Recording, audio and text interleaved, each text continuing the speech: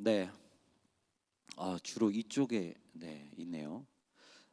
설교를 시작하기 전에 이제 한 단어를 한번 좀 살펴봤으면 좋겠습니다. 우여곡절이라는 단어입니다. 여러분들 이 단어의 뜻을 아시죠? 우여곡절.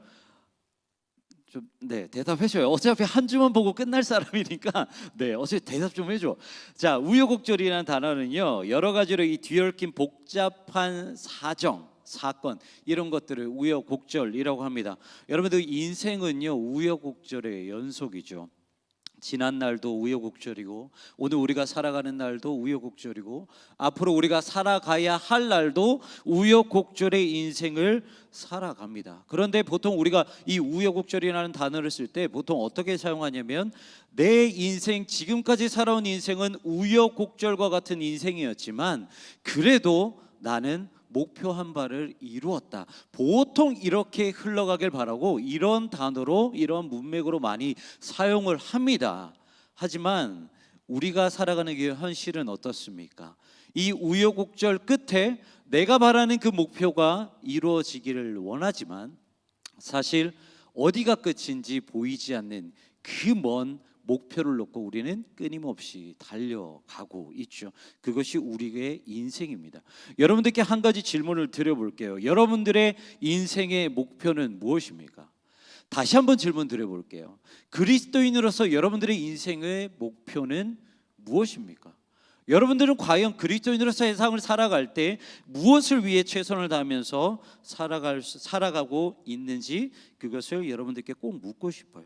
자, 오늘은요 심플하게 여러분들과 이야기를 나눌 때 이 신앙이라는 단어를 좀 한번 살펴보려고 합니다. 여러분들이 신앙이 어떻게 생각하는지 모르겠지만 여러분들 신앙은요 추상적인 것이 절대로 아니에요.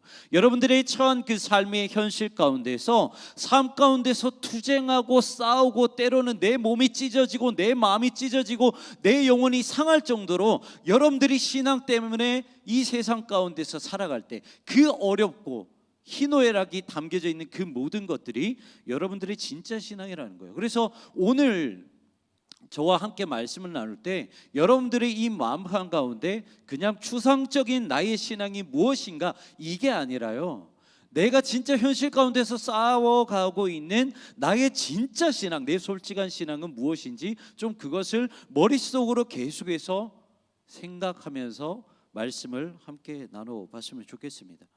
여러분들은 어떻게 신앙생활을 했나요? 저는요 모태신앙이에요. 모태신앙이지만 여러분들 모태신앙이 이제 왜 괜히 못된 신앙이라는 그런 이제 말장난이 나왔겠습니까? 모태신앙은요 아주 얇아요, 신앙이. 그리고 낮아요. 그리고 그게 오래 갑니다.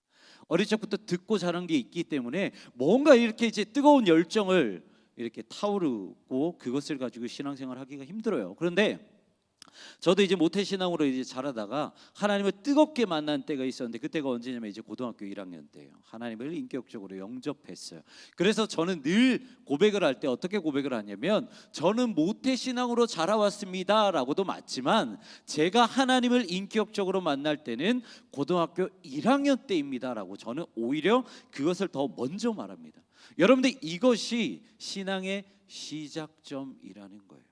내가 하나님을 믿었다라는 그런 생각과 마음에 내가 처음으로 교회에 나와서 교회에 등록했던 그 시점이 내 신앙의 시작점이 아니라 진짜 신앙의 시작점은 내가 하나님과의 인격적으로 만났을 때 그때가 바로 내 신앙의 시작점이라는 것이죠. 여러분, 우리가 읽은 오늘의 말씀은 아브라함의 스토리입니다. 아브라함은 12장부터 이제 나오게 되죠. 첫 번째 믿음의 족장으로 아브라함이 나오게 됩니다. 하나님께서 아브라함을 부르시죠. 아브라함을 불렀을 때 내가 너에게 명령한 그 땅으로 가라고 딱 한마디 하십니다. 그런데 아브라함은 그 말씀에 순종을 하죠. 여러분들 이 믿음과 이 당시에 아브라함의 열정이 얼마나 대단했습니까? 이 아브라함이요 하나님께 부르심을 받았을 때가 몇 살이었냐면 75세 때였어요. 75년간 아브라함이 살았던 이 우르라는 땅에서 자신의 모든 터전을 다 다져놨어요. 거기서 잘 먹고 잘 살고 있었어요. 하지만 어느 때에 하나님께서 아브라함을 불러서 내가 너에게 가르쳐준 그 땅으로 가라고 하시는 거예요. 믿음의 열정이 있었고 그 믿음의 신실함이 있었어요. 그래서 아브라함은 아버지였던 데라, 그리고 자신의 아내였던 사라, 그리고 자신의 조카였던 롯과 함께 즉시 믿음을 가지고 먼 순례의 여정을 떠나게 됩니다. 여러분들이 신앙생활을 하면서 하나님을 믿고 나서 세상을 사는 게 어떻게 변하셨어요? 편해지셨나요? 오히려 불편하고 껄끄럽게 되셨나요? 여러분들, 신앙이라는 게 오히려 우리로 하여금 편함을 버리고 불편함을 가지게 만드는 게 신앙이라는 거예요. 내가 하나님을 오히려 뜨겁게 만나면 만날수록 그것이 나의 인생을 평탄하게 만드는 것이 아니라 내 인생을 오히려 우여곡절로 만들어버리는 것이 우리의 신앙이고 하나님을 믿는 것이 되어버렸다라는 것이죠. 여러분, 아브라함은요, 우여곡절이 정말 많았던 사람이에요. 몇 가지만 한번 알아볼게요. 여러분, 아브라함이 살았던 곳은 저기 고대 근동의 메소포타미아 지역, 그 수메르 문명이 이제 발상지였던 그 메소포타미아 지역 우르라는 땅에서 가장 먼저 어디로 가냐면 저기 하란이라는 땅으로 갑니다. 이스라엘에서 저 위로 올라가면 하란이라는 땅이 있는데 거기까지 가요. 그리고 거기에서 잠시 숨을 고르고 어디까지 내려오냐면 가나안 땅으로 갑니다. 하나님께서 가나안으로 가라고 하셨기 때문에. 그리고 그 가나안 땅에서 흉년을 잠깐 경험을 해요. 그래서 잠깐 애굽을 다녀옵니다. 그리고 다시 가나안으로 돌아와요. 여러분, 아브라함이 걸었던 그 키로수가 얼마인 줄 아십니까? 아브라함이요, 이 우르라는 땅에서 가나안까지 걸어오는 그 길만 2,500km였어요. 그리고 흉년이 들고 애굽까지 갔다 오는 그 왕복 거리가 1280km였어요. 그러니까 하나님께서 아브라함에게 지명해 주신 그 가나안에 정착하기까지 아브라함은 무려 3800km나 걸어 다녔다라는 거예요. 여러분들, 3800km 걸어 다닐 수 있습니까? 생각만 해도 불가능하죠. 아브라함은 출발부터 이렇게 우여곡절이 시작이 되었어요. 그리고 또 하나의 상처, 깊은 상처를 경험하죠. 처음 이 우르란 땅에서 하란이라는 곳에 딱 갔을 때 하란에서 자신의 아버지인 데라가 죽게 됩니다. 여러분, 75세 때 이제 출발을 했기 때문에 자신의 아버지인 데라도 이제 나이가 들 만큼 드셨겠죠. 연로하셔서 이제 돌아가셨는지 아니면 병 때문에 돌아가셨는지 모르겠지만 이 타지에서 아버지를 여의게 됩니다. 여러분들, 아무리 나이가 많다 하더라도요, 남자들에게 아버지가 돌아가셨다라는 것은 자신의 인생에서 하나의 기둥이 통째로 뜯겨져 버리는 것 같은 그런 아픔이에요. 허전함이에요. 저도 지금은 건강하지만 저희 이제 아버지께서 이제 한 4년 됐을까요? 그 전에 이제 한번 이제 대장암에 걸리셔가지고 그때 참 어려웠었어요, 건강적으로. 그런데 이제 겉으로는 티를 내지는 않았지만 제 마음 한켠에 그런 마음이 있었어요. 아버지가 만약에 돌아가시면 어떡하지? 그 아버지에 대한 그 존재가 제 마음속에 너무나도 크다라는 것을 그때 깨닫게 되었어요. 그러면서 밖으로 티는 내지 않았지만 이 속으로 불안한 마음을 삼키면서 얼마나 많이 울었는지 모릅니다. 아브라함도 똑같아요. 그런데 그 아브라함이 아버지 데라가 죽었는 그곳이 어디입니까? 고향 땅 우르가 아니라 완전히 자신들이 몰랐던 그 타지, 바로 하란이라는 땅에서 아버지를 여의게 되었다는 거죠. 하지만 아브라함은 거기서 멈추지 않았어요. 하나님께서 가라고 하신 그 땅이 하란 땅이 아니라 가나안 땅이었기 때문에 그는 다시 한번 일으킵니다. 그리고 나서 자신이 이제 가장으로 롯을 데리고 사라를 데리고 가나안 땅으로 갑니다. 그런데 거기서 또 무엇을 경험해요? 흉년을 경험하죠. 먹을 게 없어서 어디로 가요? 아무것도 모르는 애굽으로 가죠. 애굽에서 또 어떠한 시련을 겪었나요? 자신의 아내를 누이라고 속여서 애굽의 왕 바로에게 아내를 빼앗길 뻔했죠. 이러한 여러 가지 수많은 우여곡절을 경험했던 그 사람이 아브라함이었습니다. 하지만 하나님은요, 아브라함에게 복을 주시겠다는 그 약속을 끝까지 놓지 않으셨어요. 그래서 이 우여곡절과 같은 그런 인생 가운데서도 하나님은 이 아브라함과 심지어 아브라함 옆에 있는 롯에게까지 끊임없이 물질의 복을 주셨다라는 거예요. 그래서 애굽에서 나올 때 성경은 뭐라고 기록을 하고 있냐면 아브라함과 롯이 많은 부를 가지고 나왔다라고 기록을 하고 있어요. 여기서 여러분들께 한 가지 질문을 드려보겠습니다. 지금까지 우리가 아브라함의 스토리를 쭉 가지고 왔어요. 이 아브라함의 스토리를 딱 들으면서 여러분들의 머릿속에, 여러분들의 마음속에 무엇이 가장 솔깃했습니까? 아브라함의 믿음이 솔깃하셨습니까? 아니면 아브라함이 가진 재산과 권력이 솔깃했습니까? 여러분들의 머릿속에, 여러분들의 마음속에 딱 먼저 스치고 지나간 것이 믿음의 조상 아브라함입니까? 아니면 부자 아브라함입니까? 이것이 우리의 신앙이라는 거예요. 여러분들의 인생의 워너비는 뭡니까? 여러분들은 왜 살아가고, 왜 대학을 다니고, 왜 직장을 다니고, 왜 결혼을 합니까? 여러분들의 워너비를 좀 이 시간 확인해 했으면 좋겠어요. 그래서 제가 여러분들께 가지고 나온 말씀은요, 오늘날 우리가 살아가면서 우리를 가장 많이 유혹하는 세 가지예요. 돈이고요, 권력이고요, 그리고 성. 이 세 가지를 이제 함께 좀 말씀을 나누려고 가지고 왔는데, 이 설교를 준비하면 준비할수록 제 마음속에 후회가 막심하게 들었습니다. 왜 하필이면 이런 주제를 가지고 와서 여러분들과 함께 나눌까? 너무나도 어렵지만 반드시 그것을 다루어야 하기 때문에 여러분들과 함께 나눴으면 좋겠어요. 먼저 돈이라는 유혹입니다. 여러분들, 우리 인생에 있어서 절대로 없어서는 안 되는 게 돈이죠. 여러분들 질문 한번 해볼게요. 돈 많은 게 좋아요, 없는 게 좋아요? 많은 게 좋죠. 뭐 질문 같지도 않은 질문이에요. 여러분들, 우리나라 속담이 그런 거죠. 황금 보기를 뭐 같이 보라 그래요?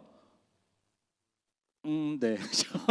자, 황금 보기를 돌같이 보라고 그래요. 황금이 돌로 보여요, 안 보여요? 지금 내 앞에 한 돈, 10돈 이런 순금이 있는데 그게 돌로 보여요, 안 보여요? 안 보여요. 여러분들 돈 많이 보십시오. 이거는 그냥 장난치는 것이 아니라 여러분들에게 축복을 합니다. 여러분 돈 많이 보십시오. 싫으시면 말고요. 자, 네, 돈을 많이 벌수록 좋습니다. 왜냐하면 사람이 여유롭거든요. 이 사람이 편안한 삶을 살게 돼요. 여러분들, 물론 절대적인 거는 아니지만 여러분들 돈 많은 사람이 조금 더 젠틀할까요? 아니면 돈이 없는 사람이 젠틀할까요? 절대적인 것은 아닌데요. 제가 경험을 해보니까 그래도 여유 있는 분들이 조금 더 젠틀해요. 그리고 또 돈이 많으면 뭐가 좋아요? 네, 돈이 딱 많다 그러면 내 인생에서 딱 바뀌는 게 뭐예요? 배우자 바뀌죠. 그리고 내 자녀를 낳았을 때 자녀들의 학군이 바뀌어요. 내가 살아가는 그 삶의 터전이 바뀌어요. 그리고 또 뭐가 바뀌어요? 나를 대하는 사람들의 대우가 바뀌어요. 이런 것 때문에 돈을 버는 거죠. 이게 돈의 현실이고요, 이게 돈의 힘이라는 거예요. 그런데 막상 우리가 살아가는 현실은 어때요? 여러분들, 대학교 딱 뉴스, 그런 뉴스 많이 나오잖아요. 대학교 딱 올라가자마자 대학생들이 딱 가장 먼저 경험하는 게 뭐예요? 빚이에요. 내가 먼저 빚을 경험하게 되는 거예요. 요즘에는 고등학생까지 이제 전부 다 이제 국가에서 무상으로 다 지원을 해서 그냥 무료로 다 배우죠. 그런데 내가 딱 대학교에 올라가자마자 내가 나에게 선물을, 이제 내가 딱 선물을 거머쥐게 되는데 그 선물이 뭐예요? 빚이라는 거예요. 학자금이라는 빚이라는 거예요. 저도 마찬가지예요. 이 신대원을 제가 이제 아무래도 이제 목사니까 신학 대학원을 나왔잖아요. 네, 쓸데없이 뭔가 가방끈이 길어요. 그런데 대학을 나오고 나서 이제 신학 대학원을 딱 다녔을 때 그때 학자금이 있잖아요. 이 학자금을 갚으려면 여러분들 어떻게 해요? 취직하고 나서 또 죽자 사서 또 이렇게 벌어야 돼요. 벌어서 이렇게 또 갚았어요. 갚고 나서 제가 또 신학 석사를 했어요. 석사 과정을 했을 때 또 뭐가 나와요? 학자금을 또 내야 돼요. 학자금을 또 갚아야죠. 1학기 학자금, 2학기 학자금, 3학기 학자금, 4학기 학자금을 갚아야 돼요. 그런데 저의 꿈은 석사로 만족을 못해요. 저 박사까지 공부하고 싶어요, 솔직하게. 그런데 여러분들, 박사는 한 학기에 어느 정도 드냐면 600만 원에서 한 700만 원 정도 들어요, 한 평균적으로. 그리고 박사 과정은 6학기예요. 기본적으로 공부를 해야 되는 게 6학기예요. 그래서 여러분들 뭐 이래저래 이렇게 따지고 나면은 이 박사 과정 그냥 기본적으로 논문은 빼고 그냥 수료하는 데 있어서 필요한 돈이 얼마냐면 4,500만 원이에요. 그래서 이게 저희가 이제 목사님들하고 이제 농담 얻기로 해가지고 한번 계산을 해봤어요. 만약에 우리가 이 석사까지 치고 그리고 박사까지 만약에 이제 공부한다 그러면 이 계산을 해봤어요. 과연 우리가 언제까지 이 돈을 갚아야 될까? 어떻게든 저희가 이제 목사잖아요. 그래서 일단 최장 기간으로 걸어놨을 때 이 4,500만 원 그리고 앞에 있는 석사까지 모든 학자금을 갚으려면 언제 그 학자금이 딱 모든 게 다 끝나냐면 저희가 은퇴할 때 70세에 다 끝나더라고요. 그러니까 저희는 평생 동안 그냥 돈을 벌어서 학자금을 갚아야 돼요. 저희 목사의 그 수명이 언제까지냐면 70세예요. 그때까지 학자금을 갚아야 돼요.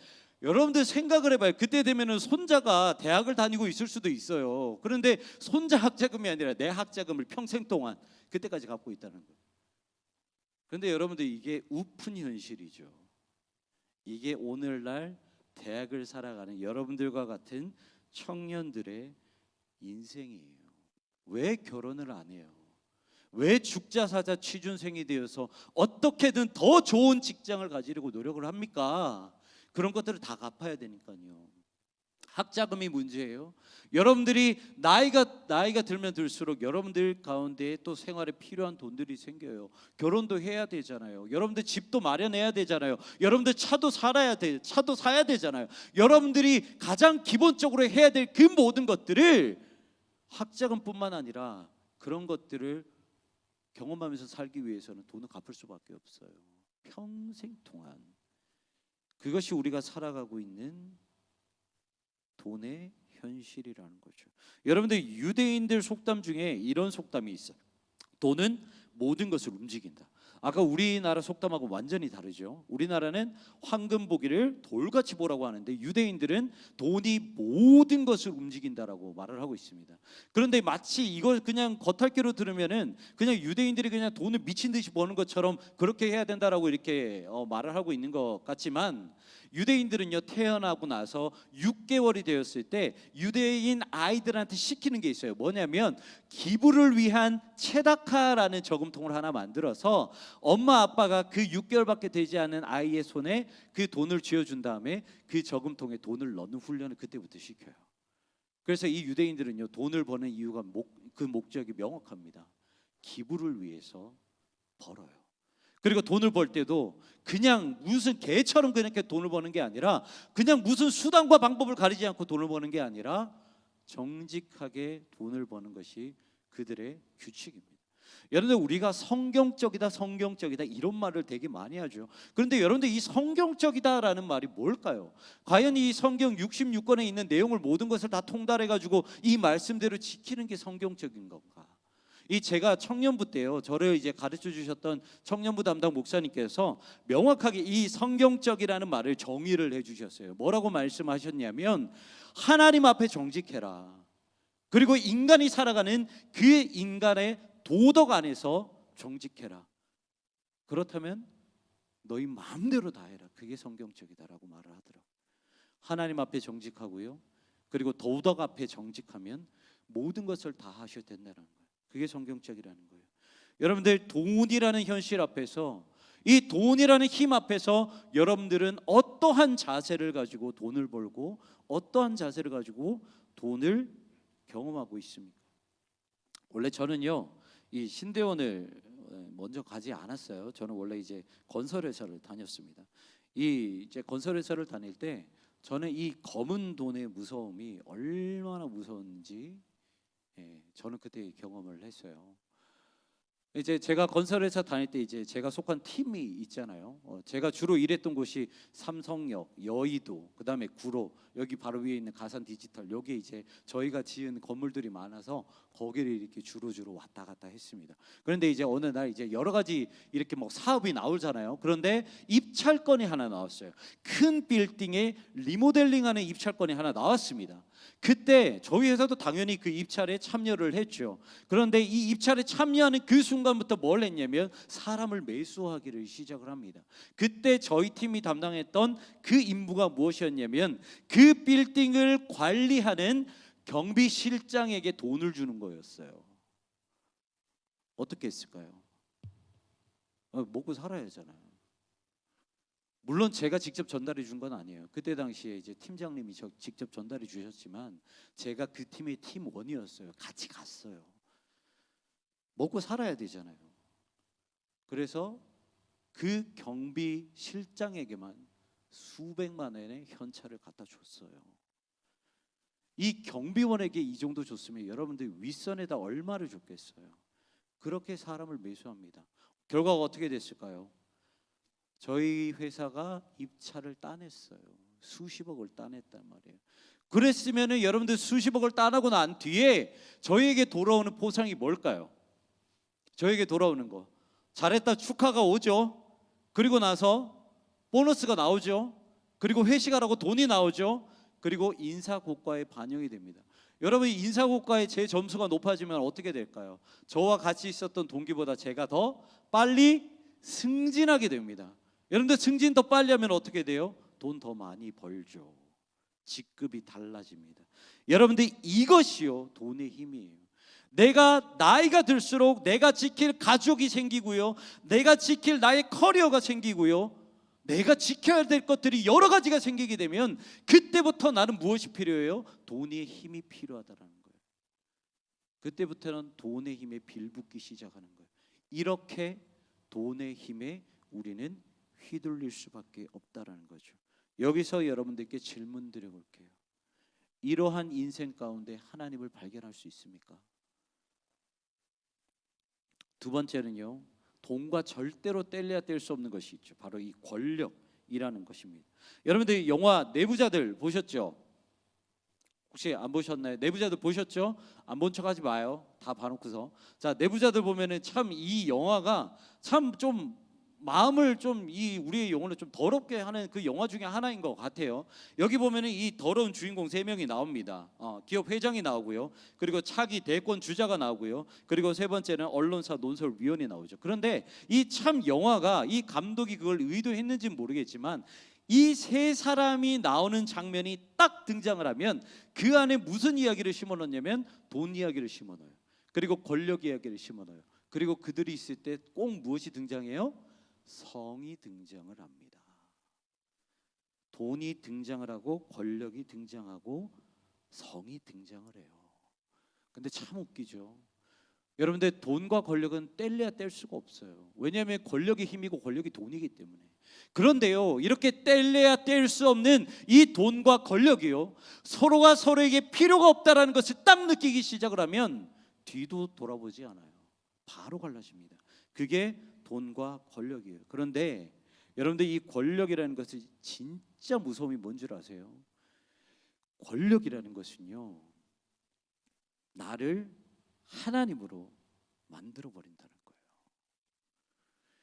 권력이 진짜 무서운 이유는 나를 하나님으로 만들어 버린다는 거죠. 여러분들, 신약 시대에 성전에 제사를 드리는 방법은, 먼저 이때 당시에 신약 시대는 로마가 지배했던 그런 이 나라였기, 그때 당시였기 때문에 로마가 가지고 있었던 그 로마 화폐였던 이 데나리온을 가지고 살아갑니다. 그런데 예루살렘에서 제사를 드릴 때 이 예루살렘에서 드리는 돈은 달라요. 세겔이라는 동전이었어요. 화폐였어요. 그러면 어떻게 해야 돼요? 환전을 당연히 해야죠. 데나리온을 세겔로 환전을 해야 됩니다.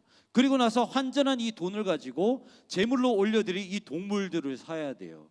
여러분들, 이 상식적으로 한번 계산 한번 해봅시다. 자, 여러분들, 이 다른 돈으로 환전을 했을 때 거기에서 무엇이 발생이 돼요? 환차익이 발생이 되죠. 그리고 이걸 가지고 동물을 사요. 그러면 거기에서 뭐가 발생해요? 팔고 남은 순수익이 발생이 됩니다. 여러분들, 이 환차익과 이 수익이 어느 손으로 들어갔는 줄 아세요? 그들의 손에 머물고 있었던 것이 아니라 예루살렘을 다스렸던 지도자 대제사장의 손에 고스란히 들어갑니다. 그리고 거기에서 환전을 하는 사람들, 그리고 재물을 팔고 동물을 파는 사람들 역시 대제사장의 사돈의 팔촌의 가족의 지인들이 그 자리를 가지고 있었어요. 그러니까 자기들끼리 판을 벌여놓고 치고 짜고 놀았다라는 거죠. 그 모습을 반대했던 분이 누구예요? 유일하게 예수님이었어요. 예루살렘에 들어가자마자 예수님은 그 장사치들을 엎어버리죠. 그래서 이 대제사장 종교 지도자들이 뭘 결정을 해요? 저 예수 우리가 죽여버려야겠다. 왜요?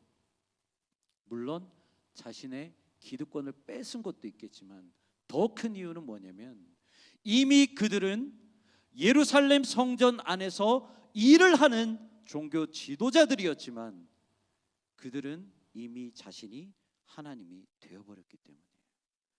지성소에서 하나님을 찬양하고 하나님께 제사드리고 하나님을 예배드려야 하는 그들이었지만 권력의 맛을 보니까 그들은 이미 자신이 하나님이 되었다라는 것이죠.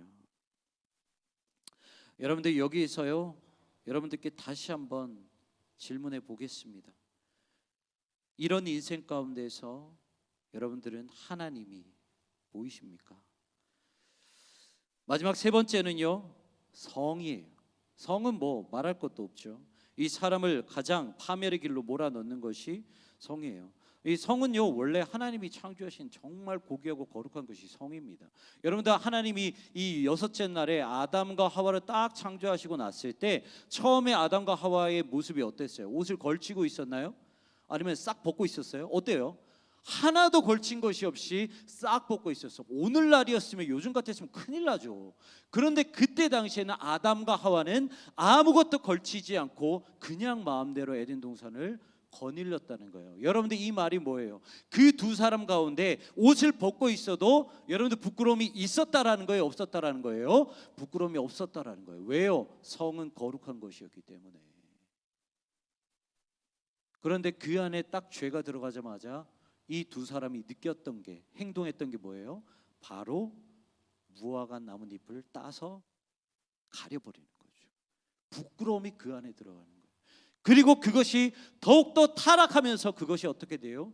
하나님께서 창조하신 그 거룩한 성은 성적인 쾌락을 만족시키는 도구가 되어버렸어요. 요즘 여러분들 오늘날 한번 보세요. 여러분들 결혼 전에 성관계 하는 것은 당연한 게 되어버렸어요.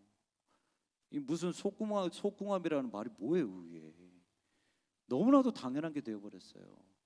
그리고 결혼하지도 않고 연인들인데 1박 2일 놀러가고 2박 3일 놀러가고 일주일 놀러가고 이건 그냥 당연한 것이 되어버렸고요. 그 다음에 뭐 어디 클럽에 가든지 아니면 어디 뭐 헌팅 포차에 가든지 이렇게 해가지고 뭐 원나잇 하는 거는 뭐 당연하고요.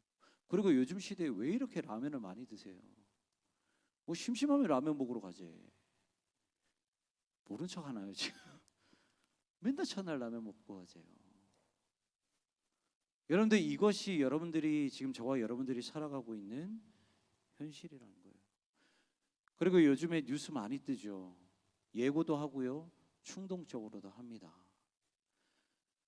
단순히 그 성적인 쾌락, 단 한 번의 성적 쾌락을 그런 느끼고 싶어서 폭행을 하죠. 그리고 심지어 사람을 죽이기까지 합니다. 하나님께서 거룩하게 만드셨는데 그것이 타락해버린 거죠. 여기서 다시 한번 여러분들께 여쭤볼게요. 이러한 인생 가운데서 하나님이 보이십니까? 정리해서 말씀드리면 여러분들 하나님은요 이 돈이라는 것을, 물질이라는 것을 우리에게 축복으로 허락을 하셨어요. 그리고 하나님은요 하나님의 대리인으로서 나라를 다스리고 그리고 가족을 다스리라고 해서 우리에게 복으로 권력이라는 것을 주셨어요. 그리고 좀 전에 말씀드린 것처럼 하나님은 생육하고 번성하고 이 땅에 충만하라는 하나님의 그 값진 복을 이루게 하시기 위해 우리에게 성이라는 것을 복으로 허락하여 주셨어요. 그렇기 때문에 돈, 권력, 성, 결국 이것이 출발하는 그 출발점이 뭐예요? 하나님의 거룩이고 하나님의 선물이었다라는 거예요. 하지만 이 거룩한 것들이 지금은 어떻게 됐습니까? 오히려 하나님을 지워버리게 만드는 도구가 되어버렸다라는 거예요. 여러분 이런 현실 가운데서 신앙을 지킬 수 있습니까? 제가 말씀을 묵상하는데요 이런 생각이 들었어요. 와, 이런 현실에서 아브라함과 같은 믿음이 생겼으면 좋겠습니다. 과연 이게 맞을까? 여러분들이 살아가는 현실 가운데서 이 돈에 쪼달리고 이 권력의 이 권세에 눌리면서 살아가야 되는 우리의 현실 가운데서 여러분들의 아브라함 같은 믿음을 가질 수 있습니까? 라고 선포를 하면 여러분들 뭐라고 대답을 할 거예요? 아멘이라고 대답할 수 있어요? 여러분들 대답할 수 있습니까? 아마 저 부모님 세대, 저의 할머니, 할아버지 세대는 아멘 그럴 거예요. 믿음으로 그냥 냅다 지르고 보는 거야. 그냥 아멘. 내가 못해도 그냥 아멘이에요. 아멘 아멘. 그런데 처음에 여러분들께 말씀을 드렸죠. 우리 솔직하게 신앙에 대해서 말씀해 보자는 거예요. 제가 그 말씀을 가지고, 이 마음을 가지고 이 성경을 묵상하는데요, 아멘이 안 돼요. 하나님, 우리가 시작점부터 다르잖아요. 어떻게 아브라함의 믿음을 우리한테 요구를 하십니까? 아브라함과 우리는 시작부터 달라요. 그 사람은요, 금수저예요, 다이아 수저예요. 그 사람을 한번 보세요. 원래 그 우르라는 땅에서 그 사람은 부자였어요. 아무리 우여곡절이 심한다 하더라도 하나님은 계속해서 그 사람한테 복을 주셨잖아요. 아브라함이라는 사람은요, 아브라함을 지키기 위해 둘러싸고 있는 보디가드만 해도 318명이에요. 그런 여유로운 상황에서 우여곡절의 삶을 살아가는 게 뭐가 대수라고요. 그런 상황에서 믿음을 지켜가는 게 뭐가 어렵겠냐고요. 하나님, 그런데 우리 인생을 한번 보세요. 근근히 입에 풀칠하고 살아가고 있어요. 학자금 때문에, 취업을 준비하는 것 때문에, 결혼 때문에, 살아가는 것 때문에, 정말 말도 안 되는 이 돈의 힘에 휘둘려서, 권력의 힘에 휘둘려서, 이 성적인 유혹 때문에 주님, 저희는 이렇게 근근히 살아가고 있어요. 그런데 우리를 어떻게 아브라함과 비교를 합니까?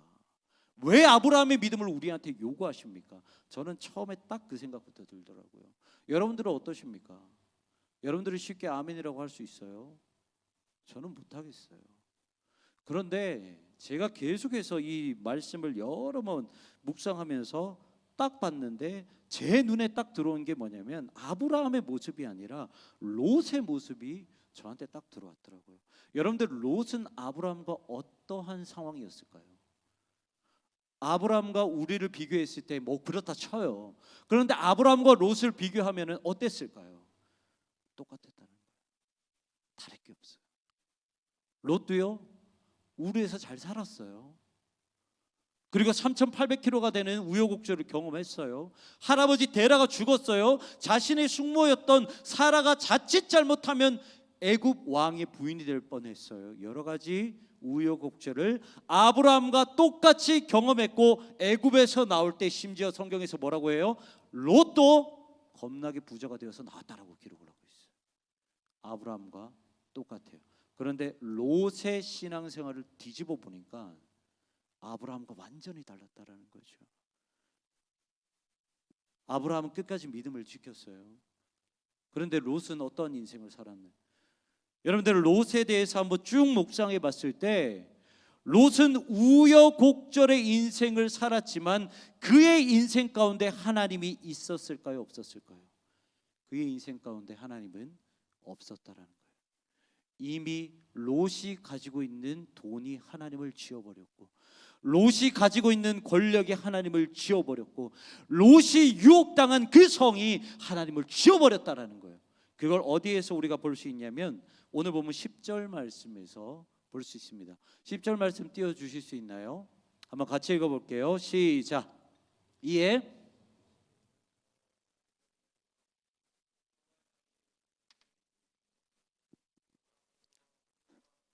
멸하시기 전이었으므로 여호와의 동상 같고 애굽 땅과 같았더라. 아멘. 여러분들, 지금 롯이 어떤 땅을 지금 선택했다고요?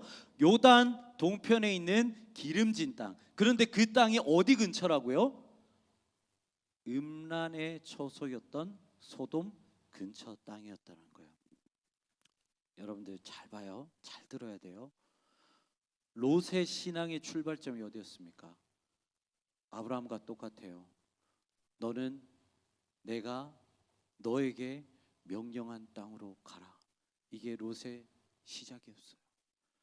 롯도요, 믿음을 가지고요, 열정을 가지고요, 처음에는 내가 그 땅이 어떻게 생겼는지 모르지만 하나님께서 가라고 하셨기에 그 땅을 향하여 갔다라는 거예요. 그런데 지금 롯이 땅을 선택하는 모습을 보니까 어때요? 하나님이 가라고 하는 땅이 아니라 인간적으로 봤을 때 기름진 땅, 복이 되는 땅, 그리고 성적인 유혹이 넘치는 땅으로 결정을 했다라는 거예요. 결국 돈이 많고 적고 삶이 여유롭고 여유롭지 않고 이것이 문제가 된다라는 거예요, 안 된다라는 거예요? 되지 않는다라는 거예요. 그런데 반면에 아브라함은 어땠습니까? 수많은 우여곡절이 지났죠.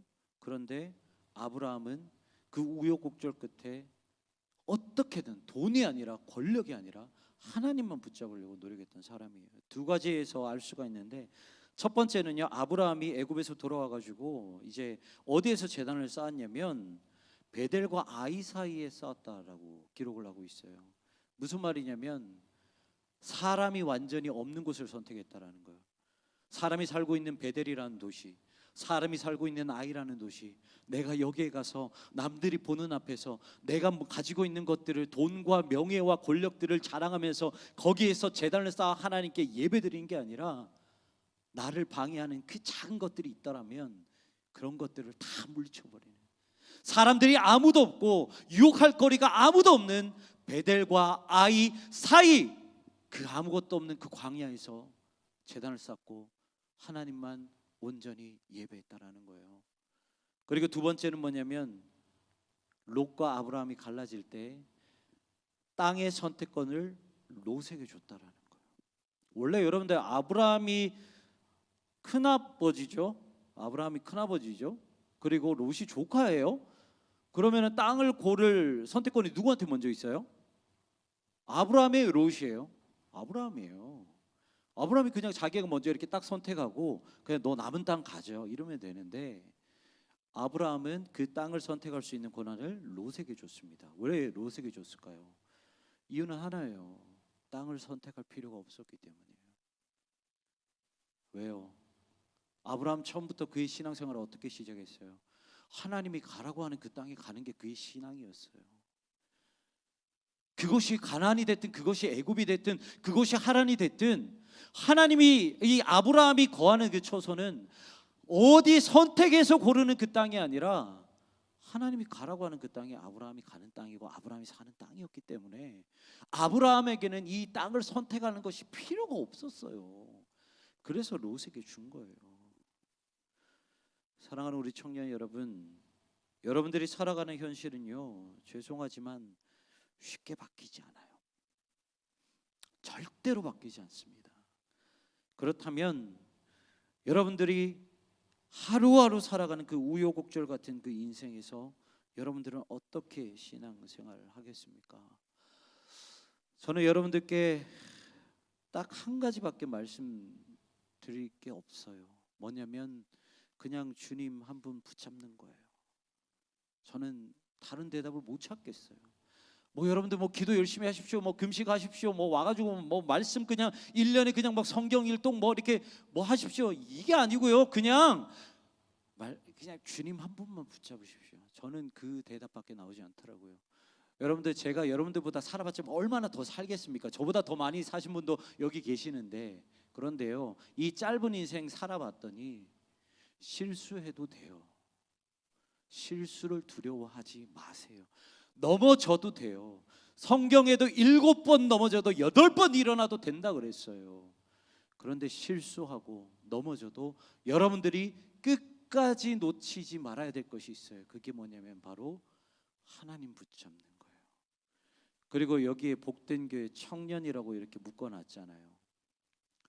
내가 하나님 붙잡을 일 없으면 여러분들이 대신 그 친구들, 그 공동체를 잡아주세요. 그게 여러분들의 사명입니다. 여러분들이 왜 같이 예배를 드리세요? 왜 같이 울고, 왜 같이 웃고, 왜 같이 수련회 가고, 왜 말씀 때문에 여러분들을 애쓰고, 왜 여러분들이 신앙생활 때문에 여러분들이 애씁니까? 이 한 구석에 모여가지고요, 온라인 예배 드리면 되지.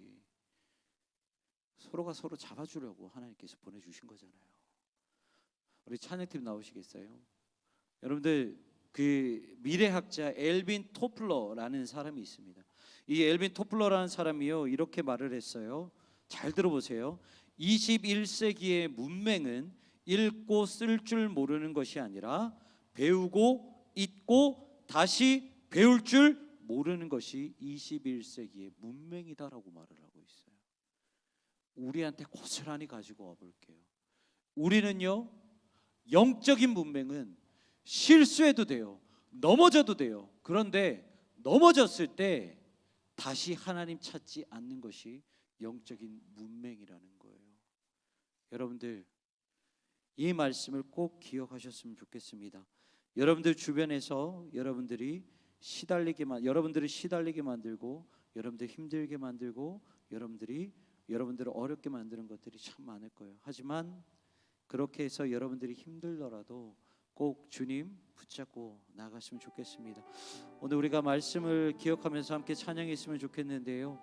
믿음이 없이는 이라는 찬양을 함께 좀 찬양했으면 좋겠습니다.